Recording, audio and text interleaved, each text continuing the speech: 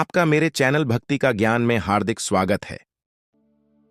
प्रिय भक्तगण, आज हम आपको एक कथा का श्रवण करा रही हूँ जो सुनने मात्र से आपके जीवन में सुख, संपत्ति और धन की वर्षा होगी। तो चलिए कथा को प्रारंभ करते हैं। भगवान शिव बताते हैं, युगों युगों तक गूंजने वाली कहानी। अब ज्यादा सोचने के बजाय अगर आप यह कहानी सुन रहे हैं तो पूरा सुनिए। इस कथा को आधा अधूरा छोड़कर जाने की गलती मत करिएगा, क्योंकि इस पवित्र कथा को पूरा सुनने से मनचाहा फल की प्राप्ति होगी। इसलिए इस कथा को पूरा सुने। आप शिव भक्त हैं तो भोलेनाथ का अनादर ना करें।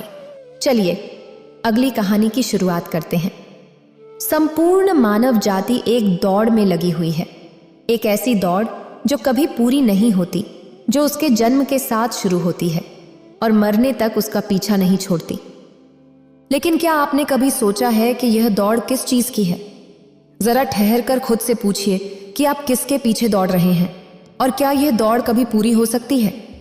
जिन भौतिक सुख सुविधाओं को इकट्ठा करने में इंसान लगा रहता है, क्या वे वास्तव में उसे शांति या आनंद प्रदान कर सकती हैं?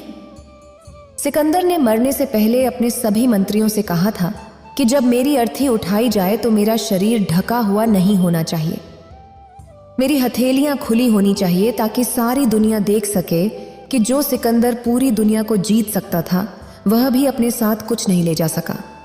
उसके हाथ खाली के खाली रह गए। लेकिन जीवन की बागडोर ऐसी होती है कि उसे कभी ठहरने का वक्त ही नहीं मिलता। कभी वह सोच विचार ही नहीं करता कि जीवन का सबसे बड़ा सुख क्या है और इसके विपरीत जीवन का सबसे बड़ा दुख क्या है। सुख सुविधाएं तो बहुत लोग इकट्ठा कर लेते हैं, लेकिन सही मायने में उनका आनंद कितने लोग ले पाते हैं? वही भौतिक वस्तुएं जो उसने अपने आनंद और शांति के लिए संग्रहित की थीं, वही सुख सुविधाएं उसके दुख का कारण बन जाती हैं। जब पैसा नहीं था तो पैसे की कमी का दुख था, और जब पैसा कमा लिया तो वही पैसा उसके बच्चों के लिए या उसके लिए झगड़े का कारण बन गया। तो फिर सुख सुविधाएं कैसे? आप किन चीजों के पीछे भाग रहे हैं? आज की कहानी में मैं आपको जीवन का सबसे बड़ा दुख और सबसे बड़ा सुख बताने वाला हूं। इससे पहले कि आप इस कहानी में खो जाएं, इस चैनल को सब्सक्राइब जरूर कर लें। तो चलिए कहानी शुरू करते हैं। अपनी गरीबी के दिन याद करके सेठ धनानंद की आंखों में आंसू आ गए। आज उसने जीवन में सब कुछ हासिल कर लिया था। सारी सुख सुविधाएं उसके पास थीं। घर में नौकर चाकर थे, हजारों लोग उसके नीचे काम करते थे, जो उसकी एक आवाज पर उसके पास खड़े होते थे। लेकिन फिर भी आज सब कुछ हासिल कर लेने के बाद भी वह दुनिया में अपने आप को सबसे गरीब आदमी समझ रहा था। आखिरकार अपनी गरीबी के दिन याद करके उसकी आंखों में आंसू आ गए। उसके पास कुछ नहीं था, लेकिन तब भी वह प्रसन्न रहता था। लेकिन आज सब कुछ होने के बाद भी वह प्रसन्न नहीं था। और दुनिया में वही आदमी सबसे गरीब होता है जो सब कुछ होते हुए भी अकेला महसूस करता है। उसे एहसास होने लगा था कि धन संपदा या भौतिक सुख सुविधाएं उसके मन की पूर्ति नहीं कर सकती। लेकिन अब तो बहुत देर हो चुकी थी। उसका पूरा जीवन बीत चुका था। अब उसे अपनी पूरी जीवन की कमाई व्यर्थ लगने लगी। उसे लगने लगा कि उसने जो कुछ भी कमाया वह सब बेकार था। यह एहसास उसे पहले कभी नहीं हुआ था। काश उसे यह एहसास पहले हो गया होता तो वह ठहर जाता, रुक जाता और चिंतन करता कि जो चीज़ वह इकट्ठा कर रहा है, क्या वह वास्तव में इकट्ठा करने लायक है? अगर उसे यह बात पहले पता चल गई होती तो वह अपने जीवन में सार्थकता खोजने की कोशिश करता। वह उस रहस्य की खोज करता जो उसके मन की पूर्ति करता, जो उसका अकेलापन दूर करता और उसके जीवन को संपूर्ण बना देता। उसने अपने दोनों बेटों को अपने पास बुलाया और उन्हें जीवन की सीख समझाने की कोशिश करने लगा। सेठ ने अपने बेटों से कहा, बेटा, मुझे जीवन में कोई बताने वाला नहीं था। सही रास्ता दिखाने वाला कोई था ही नहीं, इसलिए मैं उस रास्ते पर चलता रहा जिसका कोई अंत नहीं था। आखिर में पहुंचकर मुझे महसूस हुआ कि जितना रास्ता मैं तय करके आया हूं, उतना ही रास्ता बाकी और है। शायद मैं गलत रास्ते पर निकल पड़ा था और अब इतना समय नहीं बचा कि मैं नए रास्ते पर फिर से नया सफ़र शुरू करूं। बेटा, पता है दुनिया में सबसे बदनसीब आदमी कौन होता है? वो जिसके पास सब कुछ होते हुए भी कुछ नहीं होता, जो अपने आप को सब कुछ होते हुए भी अकेला महसूस करता है। इससे बड़ा दुख और क्या हो सकता है? यह सुनकर उसके बड़े बेटे ने कहा, पिताजी, आपके पास तो सब कुछ है, धन संपदा, पूरा परिवार, सारी खुशियां आपके पास हैं, फिर भी आप अपने आप को बदनसीब क्यों समझते हैं? उसका बड़ा बेटा वह नहीं समझ पा रहा था जो उसके पिता उसे समझाने की कोशिश कर रहे थे। फिर भी उसने अपनी बात को समझाने की कोशिश करते हुए कहा, अभी तुम्हें लगता है कि जीवन में तुम्हारे पास सब कुछ है। मुझे भी तुम्हारी उम्र में ऐसा ही लगता था, लेकिन अब मैं बूढ़ा हो चला हूं। कुछ समय बाद मेरी मृत्यु भी नजदीक है और अब मुझे एहसास हो रहा है कि दुनिया में सब कुछ पीछे छूट जाता है। घर, परिवार, रुपया, पैसा, धन, संपदा, सब कुछ यही रह जाता है और आखिर में मेरे साथ क्या जाएगा? क्या मैं दुनिया में सबसे अकेला इंसान नहीं हूं?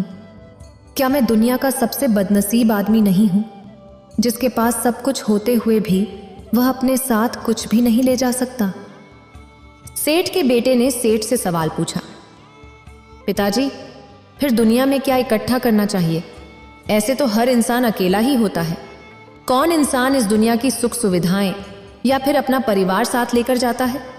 सब लोग तो अकेले ही जाते हैं। फिर तो दुनिया में हर एक आदमी बदनसीब ही हुआ।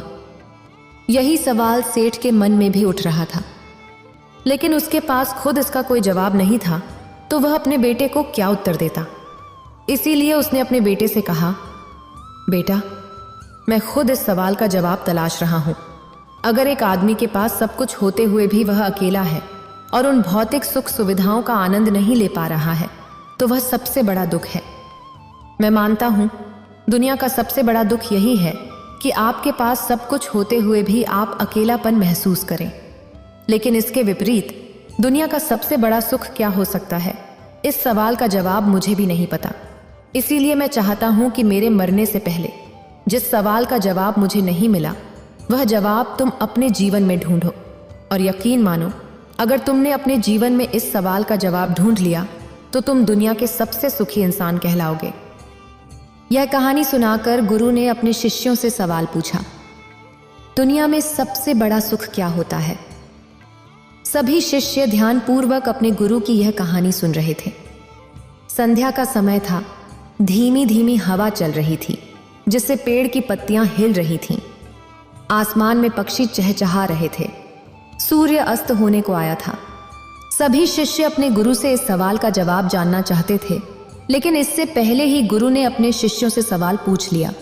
इसका उत्तर देते हुए एक शिष्य ने कहा, गुरुदेव, दुनिया में सबसे सुखी इंसान वही है जिसका शरीर स्वस्थ है।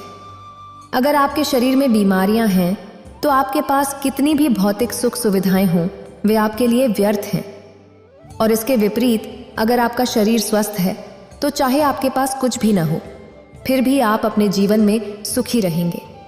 इसीलिए संसार का सबसे बड़ा धन हमारा शरीर होता है। यह सुनकर दूसरे शिष्य ने विरोध करते हुए कहा, गुरुदेव, दुनिया में बहुत से लोग हैं जिनका शरीर पूरी तरह स्वस्थ है, लेकिन फिर भी वे अपने जीवन में सुखी नहीं हैं। मैं मानता हूं कि जीवन में सबसे ज्यादा सुखी वही इंसान है जिसका मन सुखी है। गुरु ने इस शिष्य से सवाल किया, अच्छा, यह बताओ कि मन को सुखी कैसे किया जा सकता है? इसका जवाब देते हुए शिष्य ने कहा, गुरुदेव, मन कभी भी संतुष्ट नहीं होता। अगर हम किसी प्रकार मन को संतुष्ट करना सीख लें तो हम किसी भी परिस्थिति में आनंद और शांति से रह सकते हैं। लेकिन समस्या यही है कि मन कभी संतुष्ट नहीं होता। चाहे उसे कितना भी खिला दो, उसकी भूख कभी पूरी नहीं होती। चाहे उसे कितना भी धन दे दो, उसका लालच बढ़ता ही जाता है।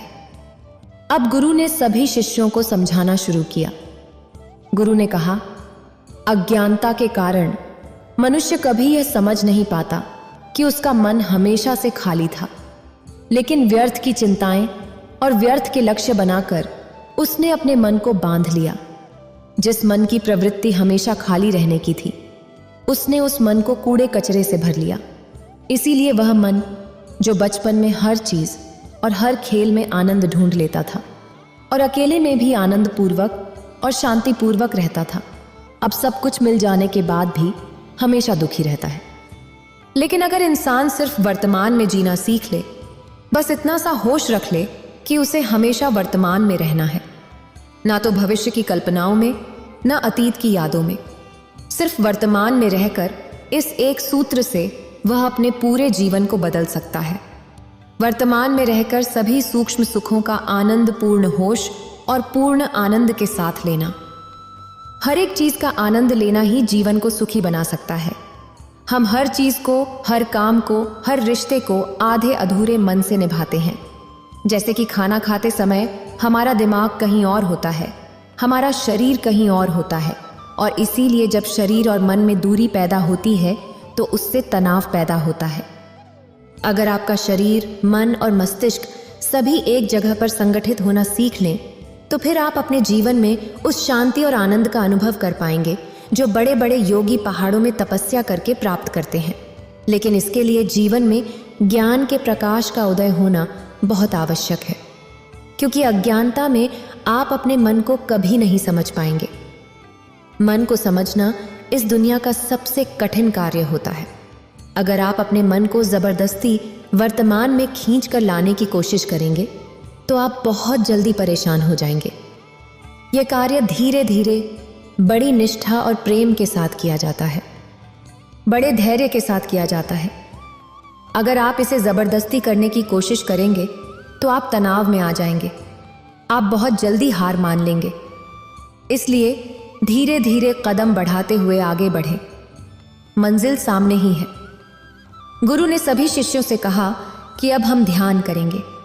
ध्यान करने से मनुष्य का मन और मस्तिष्क वर्तमान में स्थापित होना सीख जाता है।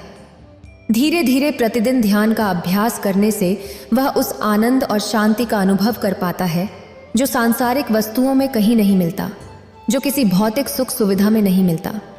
इसके बाद सभी शिष्य अपने गुरु के साथ ध्यान में लीन हो गए। दोस्तों, मुझे उम्मीद है कि यह कहानी सुनने से आपके जीवन में अच्छे बदलाव आए होंगे। तो दोस्तों, अब हम जिंदगी की असली खुशी पाने के रहस्य पर आधारित एक रोचक कहानी की शुरुआत करते हैं। बहुत समय पहले की बात है। एक नगर का राजा बहुत दुखी और परेशान था क्योंकि उसका राज्य बहुत छोटा था। हालांकि वह राज्य बहुत आकर्षक था और वहां के लोग भी बहुत खुशहाल थे। वे अपने राजा के प्रति पूरी तरह से वफादार थे। इसी कारण आसपास के सभी राज्य उस राज्य पर अपना हक जताना चाहते थे और उस पर कब्जा करना चाहते थे। इस वजह से उस राज्य का राजा बहुत दुखी और परेशान रहता था क्योंकि उसके चारों तरफ केवल शत्रु ही शत्रु थे। अपने इन्हीं दुखों से परेशान होकर एक दिन वह अपने गुरु के पास जा पहुंचा और अपनी समस्या का समाधान मांगा। गुरु ने राजा को ध्यान करने के बारे में बताया और ध्यान का महत्व समझाया। राजा ने यह तय कर लिया कि वह कुछ दिन वहीं आश्रम में ठहरेगा और ध्यान अच्छी तरह से सीख कर ही वापस महल जाएगा। राजा ने वैसा ही किया। वह अगले कुछ दिनों तक वहीं आश्रम में ठहरा और अच्छी तरह से ध्यान सीखने के बाद वापस महल लौटा। ध्यान के पश्चात राजा के मन में एक अजीब सा सुकून था और वह रोज राजमहल के सारे कार्य निपटाकर ध्यान किया करता। इस प्रकार धीरे धीरे उसकी समझ का दायरा बढ़ता चला गया। अब वह चिंतित नहीं रहता था और ना ही परेशान, बल्कि अब तो वह पहले से भी ज्यादा खुश रहने लगा था, मुस्कुराने लगा था। इसी प्रकार समय बीतता गया और कुछ महीनों बाद वह इतना ज्ञानी हो चुका था कि उसे अज्ञान साफ साफ दिखाई देने लगा था। जब भी राजा से किसी कार्य को लेकर कोई राय मांगी जाती तो वह सत्य कहता। इस कारण राजदरबार और महल के सभी लोग अब राजा को पागल समझने लगे थे। ऐसे ही कुछ और दिन बीते और फिर एक दिन राजा की माता का निधन हो गया। राजदरबार और महल के सभी लोग रो रहे थे। चारों तरफ मातम छाया हुआ था, लेकिन वहीं पर वह राजा पूरी तरह से संतुष्ट था और उसके चेहरे पर एक अजीब सी मुस्कान थी। अपनी माता को इस प्रकार देख अचानक राजा के मुख से निकलता है, हे ईश्वर, आपका बहुत बहुत धन्यवाद। आपकी कृपा से मेरी माता मेरे साथ इतने दिनों तक रही। मैंने अपनी माता के साथ बहुत अच्छा समय बिताया है और अब जब वह मेरे पास नहीं है तो आप उन्हें अपने पास रखना। राजा की ये बातें सुनकर सभी लोग हैरान थे। राजा को अपनी माता के जाने का तनिक भी दुख नहीं था, बल्कि वह तो मुस्कुरा रहे थे। उनके चेहरे पर एक मुस्कान थी, पर फिर भी किसी ने राजा से कुछ नहीं कहा। देखते ही देखते करीब 1 महीना और बीता और तभी एक दिन उसकी गर्भवती पत्नी का बच्चा मरा हुआ पैदा हुआ। जब यह खबर राजा तक पहुंची, तब वह राजा मुस्कुराते हुए कहता है, हे ईश्वर, तेरा धन्यवाद। मेरी पत्नी सही सलामत है। उसे बचाने के लिए, उसे सही सलामत रखने के लिए मैं आपका आभारी हूं। यह देखकर राजा के मंत्री से रहा नहीं गया और वह राजा से पूछ बैठा, हे राजन, आप ये कैसी बातें कर रहे हैं? क्या आपको आपके होने वाले बच्चे के जाने का दुख नहीं है? इस पर वह राजा मुस्कुराते हुए जवाब देता है और मंत्री जी से कहते हैं, जो कभी आया ही नहीं, उसके जाने का कैसा दुहक, बल्कि जब वह गर्भ में था तो उसके होने का एहसास बहुत अच्छा था। वह पल, वह समय बहुत अच्छा और खूबसूरत था। राजा की यह बात मंत्री को समझ नहीं आई, लेकिन फिर भी उसने राजा से आगे कुछ नहीं कहा। देखते ही देखते कुछ और दिन बीत गए और तभी अचानक एक दिन उस राज्य पर पड़ोसी राज्य ने आक्रमण कर दिया। यह देख राज्य की प्रजा और दरबार चिंतित हो गए। सभी परेशान थे और इस समस्या का हल निकालना चाहते थे, लेकिन राजा अब भी मुस्कुरा रहा था। उसके चेहरे पर अब भी मुस्कान थी और वह अपने दरबारियों और प्रजा से कहता है, घबराइए मत, आज वह समय आ गया है जिसके लिए हम बने हैं। हमें हमारे राज्य की रक्षा करनी होगी, तो इसमें परेशान होने वाली बात क्या है? ये तो खुश होने वाली बात है कि हमें यह मौका मिला है। हम अपने राज्य की रक्षा अवश्य करेंगे। हम जी जान से लड़ेंगे और अपनी पूरी कोशिश करेंगे, लेकिन हो सकता है कि हमें इस युद्ध में पराजय का सामना करना पड़े। इसलिए आप सबसे बस मैं इतना ही कहना चाहता हूं कि आप सबके साथ बिताया गया हर एक पल मेरे लिए बहुत कीमती है। आप मेरी ताकत हैं और आप ही से मैं हूं। मैं आपका राजा हूं, इसलिए मैं अपना 100% लगा दूंगा और इस युद्ध को जीतने की हर मुमकिन कोशिश करूंगा। इतना कहकर राजा और वहां उपस्थित सभी योद्धा युद्ध के लिए तैयार हो गए।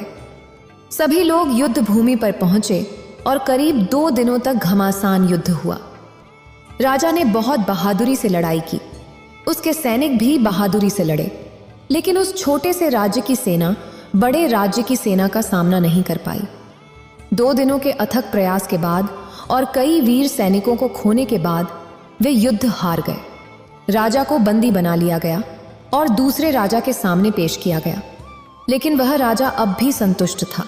उसके चेहरे पर अब भी मुस्कान थी, जिसे देखकर दरबार में हर कोई आश्चर्यचकित था।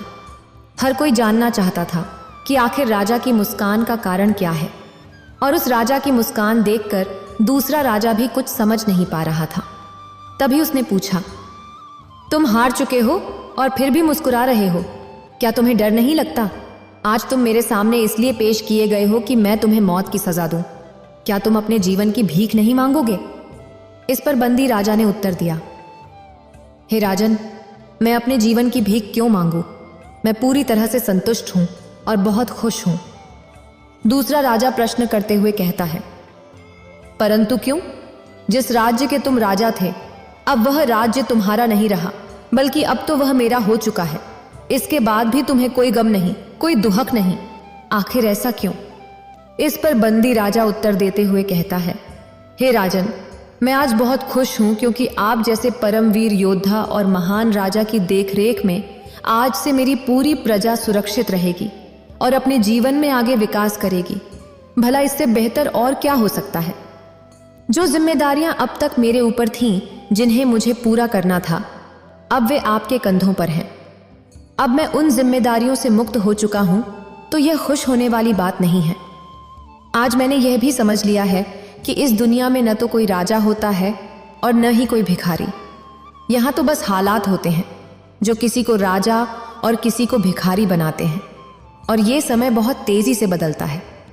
ये ऐसा है जैसे मैं अपने हाथों से रेत को पकड़ने की कोशिश कर रहा हूं, उसे इकट्ठा करने की कोशिश कर रहा हूं, लेकिन वह बार बार मेरे हाथों से फिसल जाती है। मैं बार बार उसे इकट्ठा करने की कोशिश करता हूं, सोचता हूं कि वह मेरे हाथों में इकट्ठा रहे, लेकिन ऐसा हो नहीं पाता। सोचिए, यदि मैं जिंदगी भर बस यही करता रहूं, तो आखिर मुझे जीवन में क्या मिल पाएगा? ये समय जो आज आपके हाथों में है, कल किसी और के हाथों में होगा, और इसी तरह से वह कल किसी और के हाथों में चला जाएगा। इस बात को मैं अच्छी तरह से जान पा रहा हूं, देख पा रहा हूं, और इसी वजह से मैं मुस्कुरा रहा हूं। उस बंदी राजा की यह बात सुनकर वह दूसरा राजा कुछ देर के लिए सोच में पड़ गया, और फिर वह उस बंदी राजा से कहता है, हे राजन, मुझे तुमसे मिलकर बहुत प्रसन्नता हुई। तुम्हारे जैसा राजा मैंने आज तक नहीं देखा। भले ही आज तुम्हें मेरे सामने बंदी बनाकर लाया गया हो, किंतु आज भी तुम एक राजा ही हो। इसीलिए मांगो, तुम क्या मांगना चाहते हो? इस पर भूपेंद्र जी राजा मुस्कुराते हुए उस दूसरे राजा से कहते हैं, हे राजन, यदि आप मुझे कुछ देना ही चाहते हैं तो कृपया करके मेरे उन बंदी योद्धाओं और मेरे परिवार को मुक्त कर दीजिए। बस इसके अलावा मैं और कुछ नहीं चाहता। इस पर वह दूसरा राजा प्रसन्नता से उस बंदी राजा से कहता है, ठीक है, यदि तुम चाहते हो कि तुम्हारे परिवार वाले और तुम्हारे बंदी योद्धाओं को मैं मुक्त कर दूं, तो मैं ऐसा ही करूंगा। किंतु मैं यह चाहता हूं कि आप और आपके योद्धा हमारे साथ मिलकर युद्ध लड़ें और हम पूरी दुनिया पर जीत हासिल करें। इसके जवाब में वह बंदी राजा मुस्कुराते हुए उस दूसरे राजा से कहता है, हे राजन, आपका बहुत बहुत धन्यवाद। आप बहुत दयालु हैं। मेरे योद्धा, मेरे सैनिक आपकी सेवा में अवश्य रहेंगे। जो आपके साथ रहना चाहते हैं वे रह सकते हैं। और रही बात मेरी, तो मैंने अब वास्तविकता को देख लिया है, उसे अच्छी तरह से जान लिया है, और मैं एक ही गलती बार बार नहीं दोहराना चाहता। अब मैं यहां से जाना चाहता हूं और अपना जीवन जीना चाहता हूं। इस पर दूसरा राजा उस बंदी राजा से कहता है, परंतु क्यों? तुम मेरे आधे दिन होकर इस राज्य को चला सकते हो और अपनी प्रजा की देखरेख कर सकते हो। बंदी राजा उत्तर देता है, हे राजन, जिसे आप मेरा राज्य कह रहे हैं, आप भूल रहे हैं कि कुछ देर पहले आपने वह राज्य मुझसे जीत लिया है। अब ना तो यह मेरा राज्य है और ना ही यह मेरी प्रजा है। अब सब कुछ आपका है, इसलिए अब आपको ही इनकी देखरेख करनी होगी और इनका ख्याल रखना होगा।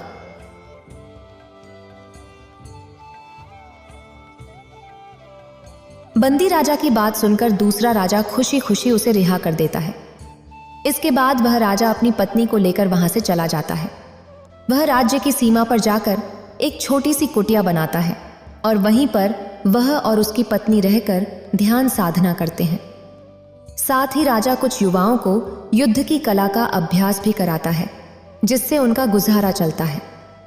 समय बीतता जाता है और कुछ समय बाद उस राजा को एक पुत्र की प्राप्ति होती है। इस पर वह राजा कहता है, हे ईश्वर, तेरा धन्यवाद कि तू फिर से मेरे जीवन में इतने छोटे छोटे कदमों से वापस आया है, इसलिए मैं आपका आभारी हूं।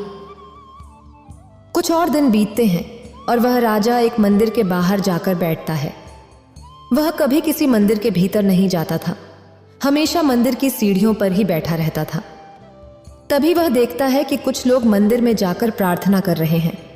कुछ धन मांग रहे हैं, कुछ औलाद मांग रहे हैं, कुछ मान सम्मान की मांग कर रहे हैं, और कुछ तो यह याद दिला रहे हैं कि हे ईश्वर, मैंने तुम्हारे लिए इतना कुछ किया, तुम मेरे लिए कम से कम स्वर्ग में थोड़ी सी जगह बनाकर रखना। यह सुनकर राजा जोर से हंस पड़ता है। उसकी हंसी सुनकर वहां उपस्थित सभी लोग बाहर आते हैं और उससे पूछते हैं, अरे भाई, क्या हुआ तुम्हें? तुम इतनी जोर से क्यों हंस रहे हो? क्या यहां पर कोई मजाक हो रहा है? इस पर राजा कहता है, सच कहा आपने, यहां मजाक ही तो चल रहा है। आप सब यहां परमात्मा की पूजा करने नहीं आए, बल्कि परमात्मा से धन, दौलत, नौकरी, सुख और स्वर्ग में जगह प्राप्त करने के लिए आए हैं। भला इससे बड़ा मजाक और क्या हो सकता है? उस ईश्वर ने आपको इतना सब कुछ दिया है, क्या आप उसके लिए धन्यवाद नहीं कर सकते? बल्कि जो आपके पास नहीं है, आप उसके लिए रोते रहते हैं। और यदि ईश्वर ने तुम्हें ये सब भी देना बंद कर दिया, तो हो सकता है कि आप ईश्वर से नाराज हो जाएं। आप उसे मनाना भी बंद कर दें, आप उससे बात करना तक बंद कर दें। तभी उनमें से एक व्यक्ति राजा से कहता है, तुम कहना क्या चाहते हो? तुम्हारा अर्थ क्या है? कहीं तुम यह तो नहीं कह रहे कि मंदिर में ईश्वर नहीं है? इस पर वह राजा हंसते हुए कहता है, मैं इस पर कुछ नहीं कहना चाहता, बल्कि मैं आप लोगों से एक प्रश्न करना चाहता हूँ। आप ही लोग मुझे बताइए, आखिर वो कौन सी जगह है जहां ईश्वर नहीं है? राजा का यह प्रश्न सुनकर वहां पर उपस्थित हर एक व्यक्ति चुप हो गया, क्योंकि किसी के पास राजा के इस प्रश्न का कोई जवाब नहीं था। तभी आगे वह राजा उन सभी से कहता है, आप सभी यहां प्रार्थना करने नहीं आते और इसी कारण आपकी प्रार्थना कभी स्वीकार नहीं होती। तभी उनमें से एक व्यक्ति राजा से कहता है, तो आप भी बता दीजिए, आखिर प्रार्थना करने का सही तरीका क्या है? आखिर प्रार्थना कैसे की जाती है? इस पर वह राजा मुस्कुराते हुए उन सभी से कहता है, प्रार्थना करने के लिए किसी खास स्थान की कोई जरूरत नहीं है। आप जहां हैं वहां पर भी प्रार्थना कर सकते हैं। वो आपको हर जगह से सुन रहा है। और रही बात मेरी, तो जब मैं प्रार्थना करता हूं तो मैं ईश्वर से इतना ही कहता हूं, तेरी मर्जी पूरी हो, तू जो चाहे वही हो, वह पूरा हो, तू जैसा रखे वैसा हो। मेरा तो कुछ भी नहीं, सब कुछ तेरा ही है। फिर आखिर मैं क्यों चिंता करूं, क्यों फिक्र करूं? जो तूने दिया है वह बहुत दिया है, और अगर तू कुछ देगा तो वह तेरी मेहरबानी है। मैं भी तेरा, यह सब भी तेरा। तू जो करे वह भला है, तू जो करे वह सब ठीक है। तू कभी गलत नहीं करता। अगर मुझ में कोई गलती दिख भी रही है तो वह भी तेरी ही कमी है। हे मालिक, तेरा धन्यवाद। राजा की यह प्रार्थना सुनकर सभी लोग राजा के सामने नतमस्तक हो गए और वह राजा से पूछने लगे, आप कौन हो? कहां से आए हो? राजा ने जवाब दिया, मैं तो कोई नहीं, सब यही है। इतना कहकर राजा वहां से चला गया। वहां उपस्थित एक गुरुवार ने राजा की बातों का अर्थ समझाया। उन्होंने सभी से कहा, वह हमें यह समझाने की कोशिश कर रहे हैं कि इस दुनिया में आपका कुछ नहीं है, आप भी अपने नहीं हैं। तो फिर आप लोगों को क्यों सताते हो? आखिर क्रोध क्यों करते हो? किसी को धोखा क्यों देते हो? क्यों किसी को रुलाते हो? याद रखना, इस दुनिया को जितना भी समेटने की कोशिश करोगे, सब कुछ रेत की तरह आपके हाथों से निकल जाएगा। दोस्तों, इस कहानी का मतलब यह नहीं है कि आप अपनी दुनियादारी, काम धंधे, व्यापार, नौकरी या परिवार को छोड़ दें और सब कुछ बंद करके बैठ जाएं। बल्कि इसका मतलब यह है कि आप अपने काम को बेहतर तरीके से कर सकें। जैसे उस राजा ने सब कुछ जानते हुए भी अपने कर्तव्य को कभी नहीं छोड़ा। उसने बहादुरी से युद्ध लड़ा, भले ही वह जानता था कि यह उसके जीवन का आखिरी युद्ध हो सकता है। जब वह युद्ध हार गया, तब भी उसने कभी शोक नहीं मनाया। उसे तनिक भी दुख नहीं था, बल्कि वह खुश था और जानता था कि जो कुछ हुआ है वह अच्छा हुआ है और आगे भी अच्छा ही होगा। इसलिए यदि आप अपने जीवन में असफल हो रहे हैं और बार बार असफलता का सामना कर रहे हैं, तो जान लीजिए कि आपके लिए कुछ और बेहतर सोचा गया है। जितना आप चाहते हैं उससे कुछ बड़ा सोचा गया है। बस आपको उसके काबिल बनना है। जैसे ही आप उसके काबिल बन जाएंगे, वह चीज़ आपको ज़रूर मिल जाएगी। इसलिए जो भी आपके पास है, इस समय जो भी आपके साथ है, उसका धन्यवाद करें, उसके प्रति कृतज्ञ रहें, क्योंकि आप अभी जिंदा हैं और आपको एक और कोशिश करने का मौका मिला है। जब तक आप मौजूद हैं, तब तक कोशिश चलती रहेंगी और एक दिन आपको सफलता अवश्य मिलेगी। किंतु एक बात ध्यान रखिएगा कि यह कोशिश करने का मौका हर किसी को नहीं मिलता। आप कितने भाग्यशाली हैं कि आपको यह मौका एक बार फिर मिला है।